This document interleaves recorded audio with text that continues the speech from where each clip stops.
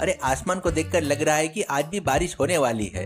अगर ये जादुई छाता मेरे पास होगा तो हमारे ढाबे पर बारिश नहीं गिरेगी। मेरे माता पिता आराम से चैन की नींद सो पाएंगे। चाहे जो भी हो, मुझे ये छाता आज ही रात हासिल करना होगा।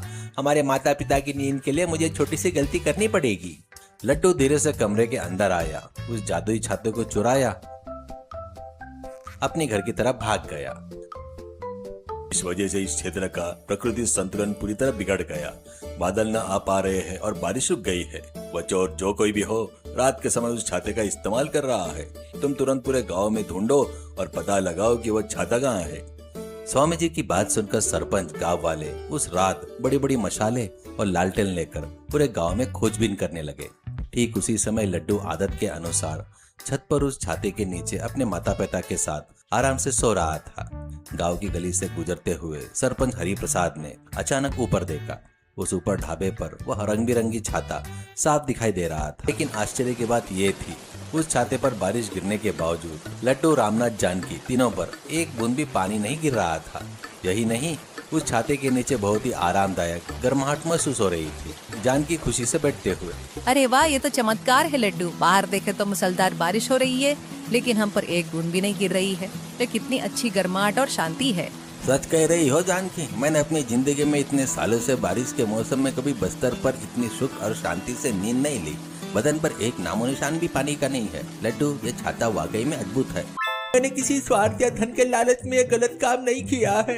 हमारे पास रहने के लिए अच्छा घर नहीं है। घर के अंदर हवा न आने के कारण मेरे माता पिता का दम घुटता था और उन्हें परेशानियां होती थी, इसलिए हम छत पर सोते थे। हर बारिश के मौसम मेरे बूढ़े माता पिता छत पर बारिश में भीगते थे और ठंड से कांपते थे। वे बिना सोए पूरी रात रोते हुए बिताते थे। उस दिन आश्रम में रतनलाल से की गई बातें, आपकी बातें मैंने खिड़की से सुन ली थी।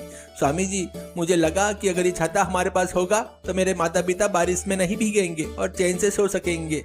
उनके प्रति अपने प्रेम के कारण मैं खुद पर काबू नहीं रख पाया और ये गलती कर बैठा। ने अचानक ऊपर देखा।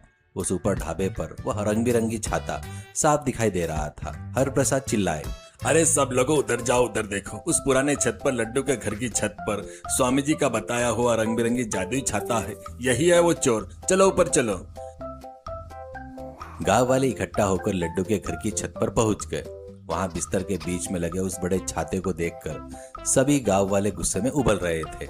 सरपंच हरि प्रसाद आगे बढ़े और उन्होंने छाते को जोर से खींचकर बंद कर दिया। इस तेज आवाज और लोगों के चिल्लाने से लड्डू, रामनाथ और जानकी अचानक घबराकर जाग गए। सरपंच जी, क्या बात है? आधी रात को हमारे घर पर इतने सारे लोग लालटेन लेकर क्यों आए हो? क्या हुआ? रामनाथ, तुम्हारे बेटे लड्डू के इस नीच काम की वजह से पूरा गांव पानी की एक एक बूंद के लिए तरस रहा है और सूखा पड़ रहा है। इसने स्वामी जी के आश्रम से रतनलाल को दिया हुआ छाता चुराया है। इसके स्वार्थ के कारण इस गांव के लोग भूख प्यास से मर जाए क्या? चलो, इसे कल सुबह हम स्वामी जी के पास लेकर जाएंगे। वही इसके पाप का फैसला करेंगे।